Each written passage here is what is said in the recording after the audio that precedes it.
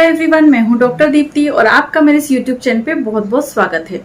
आज की इस वीडियो में मैं बात करने वाली हूं स्लीप डिस्क के बारे में, यानी कि हर्निएटेड डिस्क के बारे में।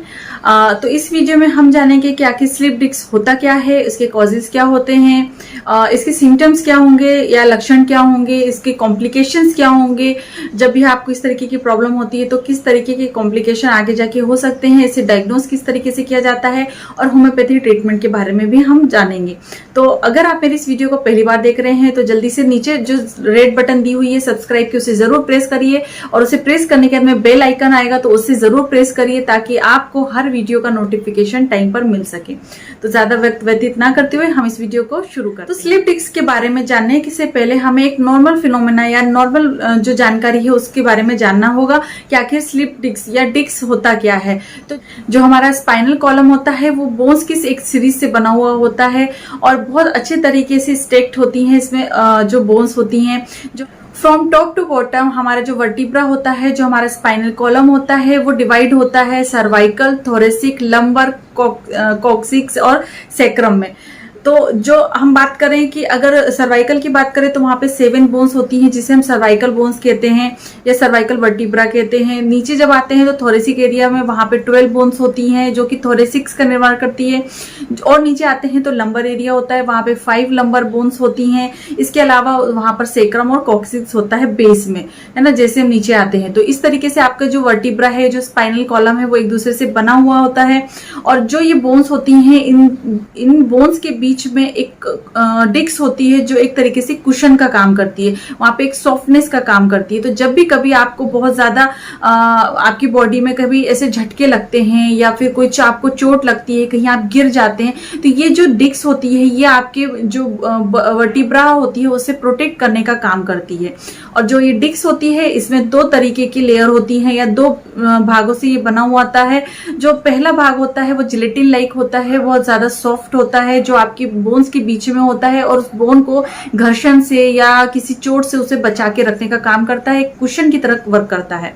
और जो आउटर लेयर होती है वो एक रिंग की तरह लेयर होती है और ये थोड़ी सी हार्ड होती है, बोन की बनी हुई रिंग होती है। और ये आपकी जो अंदरूनी पोर्शन होता है आपका, जो उसे प्रोटेक्ट करती है। जब भी कभी आपको चोट लगती है या गिरते हैं या कोई भी आप लिफ्टिंग करते हैं, चलते हैं, दौड़ते हैं, तो ये जो झटके होते हैं ये सारा आउटर लेयर तक ही जाता है, अंदर तक डैमेज नहीं कर पाता है। तो जैसे कि मैंने बताया कि जो डिस्क होती है आपकी वो 2 पार्ट्स में होती है। इनर जिलेटिन लाइक या सॉफ्ट पार्ट होता है और जो ये इनर पोर्शन होता है, और आउटर में टफ पार्ट होता है और एक रिंग की तरह होता है। तो जब भी कभी आपको कभी किसी तरीके की इंजरी लग जाती है या कोई ट्रॉमा हो जाता है, तो या कोई वीकनेस की वजह से, जैसे जैसे हमारी उम्र बढ़ती है, एज बढ़ती है, तो वहां पर वीकनेस बहुत ज्यादा होती है। उसकी वजह से जब भी कभी आपकी डिस्क पे कोई इफेक्ट होता है या वो डिस्क जो है वो इंजर्ड हो जाती है, तो जो इनर पोर्शन होता है डिस्क का वो बाहर की तरफ प्रोट्रूड होता है, बाहर की तरफ निकल जाता है। मैं इमेज शो करूंगी, आप उस इमेज को देख के समझ सकते हैं कि मैं किस बारे में बात कर रही हूँ। तो जो डिस्क होती है वो बाहर की तरफ आती है और प्रोट्रूड हो जाती है, आउटर रिंग की तरफ आती है और आउटर रिंग को प्रेस करती है। तो इसी कंडीशन को हम कहते हैं, जब आपकी इनर डिस्क जो होती है वो आउटर रिंग तक आ जाती है, आउटर डिस्क तक आ जाती है, इसे ही हम कहते हैं हर्निएटेड डिस्क, स्लिप डिस्क या प्रोट्रूडेड डिस्क या प्रोलैप्स डिस्क। और ये बहुत ज्यादा पेन क्रिएट करती है, डिस्कम्फर्ट होता है। जब भी आपका इस तरीके से स्लिप डिस्क की प्रॉब्लम होती है तो वहां पे पेन बहुत ज्यादा होता है, वहां पे आपको बहुत ज्यादा डिस्कम्फर्ट भी होता है। और जब भी कभी स्लिप डिस्क जो होती है आपकी वहां के आसपास मौजूद किसी भी नर्व्स को अगर कंप्रेस करती है या दबाती है तो वहां पर आपको बहुत ज्यादा टिंगलिंग सेंसेशन होती है, वहां नमनेस बहुत ज्यादा होता है, आपको ऐसा लगता है जैसे कोई सुई चुभ हो रहा है और बहुत ज्यादा एक्सट्रीम, बहुत ज्यादा जब भी कभी क्योंकि वर्टिब्रा जो है हमारी सर्वाइकल से लेकर तो बेस तक आती है, तो वहां कहीं पर भी अगर स्लिप डिस्क होती है तो उस हिसाब से जिस भी नर्व को वो कंप्रेस कर रही है उस हिसाब से आपको सिम्टम जो है वो देखने को मिलते हैं। और इस कंडीशन में जहां स्लिप डिस्क की प्रॉब्लम आती है तो वहां पर आपको सर्जरी से या तो रिमूव किया जाता है या फिर उसे रिपेयर किया जाता है और कुछ मेडिकेशन से भी उसे ठीक किया जा सकता है।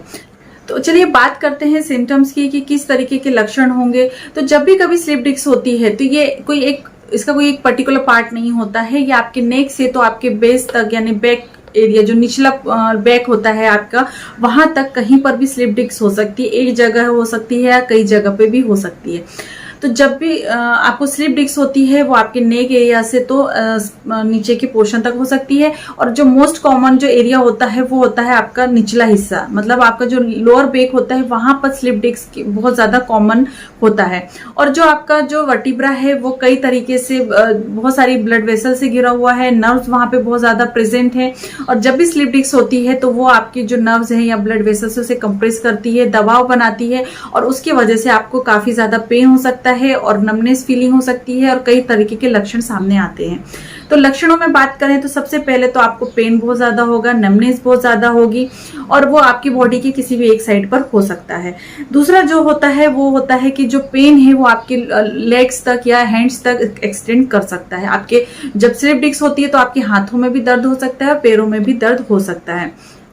जो स्लिप डिस्क का पेन होता है वो रात में बहुत ज्यादा वर्स हो जाता है, रात में इसकी पेन जो है काफी ज्यादा बढ़ जाता है, या कुछ ऐसे मूवमेंट्स होते हैं या कोई आप कुछ काम कर रहे हैं, वर्क कर रहे हैं, कुछ मूवमेंट कर रहे हैं, तब ये पेन जो है बहुत ज्यादा इंक्रीज हो सकता है। जब कभी आप बैठे हैं, बहुत लंबे समय तक एक सिचुएशन पे बैठे हैं, या बहुत ज्यादा लंबा आपको चलना पड़ जाता है, तब भी आपको पेन जो है काफी ज्यादा बढ़ सकता है। कभी कभी बहुत छोटा सा यानी शॉर्ट डिस्टेंस पे भी चलने से आपको पेन हो जाता है, पेन बहुत ज्यादा होता है, टिंगलिंग टाइप पेन होता है, नमनेस होती है, बर्निंग टाइप पेन हो सकता है। जहां कहीं पर भी आपको स्लिप डिस्क की प्रॉब्लम है तो इस तरीके के सेंसेशन आपको बहुत जल्दी समझ में आते हैं, आप समझ पाते हैं कि आपको इस तरीके की प्रॉब्लम हो रही है, और मसल वीकनेस भी बहुत ज्यादा आपको समझ में आती है। चलिए अब बात करते हैं कॉजेज की, क्या कारण हो सकते हैं जहां पर आपको स्लिप डिस्क की प्रॉब्लम हो जाती है।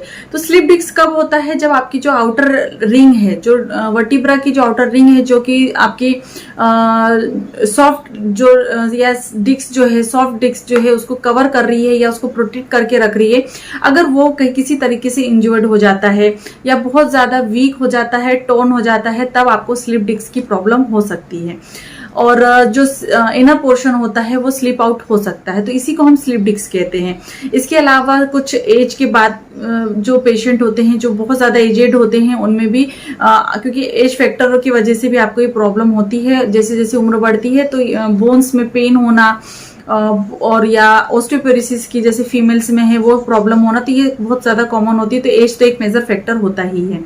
कुछ ऐसे मोशंस होते हैं जो कॉज कर सकते हैं, जैसे कि कोई अगर हेवी लिफ्टिंग आप कर रहे हैं, बहुत भारी सामान आपने उठा लिया है, या स्ट्रेचिंग बहुत ज्यादा आपने कर ली है, तब आपको स्लिप डिस्क की प्रॉब्लम हो सकती है। इसके अलावा आपकी ऐसी कोई ड्यूटी है, ऐसा कोई जॉब है जहां पर आपको कंटिन्यू लिफ्टिंग का काम करना पड़ता है, ऐसा कोई वर्क है, तब भी आपको ये सिचुएशन क्रिएट हो सकती है। कभी आपने बहुत ज्यादा हेवी लिफ्टिंग कर ली हो, जिस हेवी वेट अगर आपने उठा लिया हो और आपका जो स्ट्रेन है वो आपके बैक पे अगर आ गया हो, तो वहां पर भी स्लिप डिस्क की प्रॉब्लम हो जाती है। ओवर वेट जो इंडिविजुअल्स होते हैं उनमें तो बोन पेन काफी ज्यादा होता है, और स्लिप डिस्क की भी प्रॉब्लम बहुत ज्यादा होती है, तो ओबेसिटी भी एक मेजर फैक्टर होता है। As you get older you have experience to slip disc, जैसे जैसे एज बढ़ती है वहां पर स्लिप डिस्क की प्रॉब्लम होती है, क्योंकि जो आपकी डिस्क होती है वो उसमें डिजनरेशन होना शुरू हो जाता है एज के बाद। वहां पे जो स्लिप डिस्क में या जो प्रोटेक्टिव लेयर है आपकी, उसमें वाटर की कमी हो जाने की वजह से जो हर्निएशन होता है डिस्क का बहुत इजीली हो जाता है, तो ये रिजल्ट करता है आपके स्लिप डिस्क के लिए, और ये बहुत ज्यादा कॉमन होता है मेंस में। अकॉर्डिंग टू अगर कंपेयर किया जाए तो फीमेल के, तो मेंस में ये प्रॉब्लम बहुत ज्यादा होती है। डायग्नोसिस की बात करें तो जब भी कभी आप डॉक्टर के पास जाते हैं तो वो आपको फिजिकल एग्जामिनेशन कर सकते हैं, आपकी मेडिकल हिस्ट्री वो जान सकते हैं, और जहाँ भी आपको पेन हो रहा है वहां पर प्रेस करके देख सकते हैं कि आपको किस वजह से पेन हो रहा है। इसके अलावा कुछ टेस्टिंग भी कर सकते हैं, जैसे कि एक्सरे करवा सकते हैं आपकी, इसके अलावा सीटी स्कैन भी हो सकता है, MRI भी आप करवा सकते हैं। तो इस तरीके से डायग्नोसिस की जाती है, जहां पे पता चलता है कि स्लिप डिस्क है या कुछ और वजह है आपके पेन की। साथ ही साथ जो डॉक्टर्स होते हैं वो आपकी बोन स्ट्रेंथ देख सकते हैं, मसल स्ट्रेंथ भी देख सकते हैं, तो इस तरीके से डायग्नोसिस की जाती है। चलिए अब बात करते हैं कॉम्प्लिकेशंस की। तो जब भी कभी आपको स्लिप डिस्क की प्रॉब्लम है और उसको आप अनट्रीटेड लेफ्ट कर देते हैं, आपको उसका ट्रीटमेंट नहीं करते हैं, तो कुछ कॉम्प्लिकेशंस हो सकते हैं, क्योंकि वहां पे नर्व्स बहुत ज्यादा होती हैं या ब्लड वेसल्स होती हैं, और अगर डिस्क जो है वो आपकी प्रोलेप्स हो चुकी है, बाहर आ गई है, और वो किसी नर्व को कंप्रेस कर रही है, तो कंटिन्यू इरिटेशन की वजह से नर्व्स में, तो वहां पर आपको परमानेंट नर्व डैमेज हो सकता है। और नर्व्स जो है अगर डैमेज हो जाती है तो काफी ज्यादा आपको प्रॉब्लम हो सकती है। नर्व डैमेज होने के बाद में आपको काफी ज्यादा जिस जगह की नर्व अगर डैमेज हुई तो उस हिसाब से आपको प्रॉब्लम क्रिएट हो सकती है। जैसे आपके लोअर बैक में आपकी इक्विना नर्व होती है, अगर वो डैमेज हो जाती है तो फिर आपका जो बॉवेल या आपका ब्लेडर का जो कंट्रोल होता है वो लॉस हो जाता है। आप ठीक तरीके से उसको कंट्रोल नहीं कर पाते हैं, तो कभी भी यूरिनेशन आपको हो जाएगी, कभी भी आपका स्टूल पास आउट हो जाएगा। वहां पे कंट्रोल जो है नर्व डैमेज की वजह से जो कंट्रोल होता है वो लॉस्ट हो जाता है, तो ये सिचुएशन क्रिएट हो जाती है। इसके अलावा भी बहुत सारी सिचुएशन होती है जहां पर आपको कंटिन्यू अगर स्लिप डिस्क की प्रॉब्लम है और उसको आप अनट्रीटेड रखते हैं तो आपको उठने बैठने में चलने में बहुत ज्यादा दर्द होता है और लाइफ लॉन्ग ये पेन जो है बरकरार रहता है। तो इस तरीके से इसकी कॉम्प्लिकेशंस जो है वो हो सकते हैं। चलिए बात कर लेते हैं कि होम्योपैथी ट्रीटमेंट आप क्या ले सकते हैं, किस तरीके की होम्योपैथी मेडिसिन का आप इस्तेमाल कर सकते हैं। तो बहुत अच्छी होम्योपैथी मेडिसिन है जैसे कि आर्निका।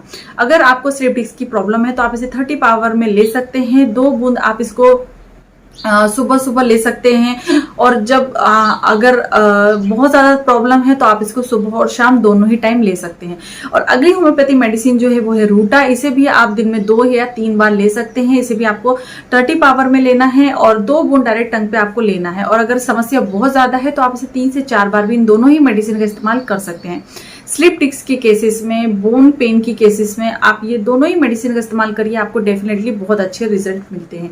और बात करें स्लिप डिस्क की तो कुछ प्रिवेंटिव मेजर्स भी आप अपना सकते हैं, जैसे बहुत ज्यादा हेवी लिफ्टिंग आपको नहीं करनी चाहिए, कोई भी भारी सामान आपको नहीं उठाना चाहिए। और जब भी आपको ऐसे कोई नीचे से कोई सामान उठाना है तो आपको डायरेक्ट झुकने के बजाय पहले थोड़ा सा बैठ जाना चाहिए, उसके बाद आप किसी चीज को आप उठा सकते हैं। डायरेक्ट जो आपका वेस्ट एरिया होता है वहां पर किसी भी तरीके का प्रेशर नहीं आना चाहिए। Maintain healthy weight. आपका जो वेट है वो उसे मेंटेन करके आपको रखना चाहिए। जब भी आपका वेट बढ़ता है तो ये बहुत ज्यादा प्रेशर आ जाता है आपकी बोन्स पे। आपका वेट का जो भी प्रेशर होता है वो बोन्स पे आ जाता है, जो कि आपको बोन पेन जैसी सिचुएशन या स्लिप डिस्क की जैसी प्रॉब्लम क्रिएट कर सकता है। इसके अलावा बहुत लंबे समय तक आपको एक जगह पे बैठे नहीं रहना चाहिए। जहां पर ऑफिस वर्क होता है, कई घंटों एक जगह पे बैठे रहने की वजह से भी आपको कुछ प्रॉब्लम या कॉम्प्लिकेशंस हो सकते हैं। तो बीच में थोड़ा सा गैप रख के, थोड़ा सा टाइम निकाल के आप थोड़े से स्ट्रेचिंग वगैरह कर सकते हैं, तो ये काफी ज्यादा हेल्पफुल होता है। और जो लास्ट में जो हम आपको हमेशा हर वीडियो पे कहते हैं कि आपको प्रॉपर एक्सरसाइज करना बहुत ज्यादा जरूरी होती है। आपकी जो एक्सरसाइज है वो आपकी बोन या मसल्स को स्ट्रेटनिंग देने में, आपको उसको स्ट्रेंथ देने में काफी ज्यादा हेल्पफुल होती है। आपका जो बेक एरिया होता है, एब्डोमेन होता है, जो लेग्स होते हैं, उसमें स्ट्रेटनिंग लाने का काम करती है। तो आपको एक्सरसाइज करना बहुत ज्यादा जरूरी होता है। कुछ योगा पोस्चर्स होते हैं जो आपकी बोन हेल्थ के लिए काफी अच्छे होते हैं, मसल्स हेल्थ के लिए बहुत अच्छे होते हैं। तो ये थी आज की जानकारी स्लिप डिस्क के बारे में कि वो क्या होता है, उसके कारण क्या होते हैं, सिम्टम क्या होते हैं, उसके कॉम्प्लिकेशन क्या हो सकते हैं, किस तरीके से आप प्रिवेंट कर सकते हैं और कौन सी होम्योपैथी मेडिसिन का आप इस्तेमाल कर सकते हैं। तो होपफुली आपको आज की वीडियो पसंद आई होगी। यदि अच्छी लगी है तो जल्दी से लाइक करिए, शेयर करिए, और इसी तरह नॉलेजेबल वीडियोज के साथ मैं आती रहती हूँ। इसके बाद मिलूंगी मैं नेक्स्ट वीडियो में। तब तक के लिए बाय बाय, अपना ध्यान रखिए, खुश रहें, धन्यवाद।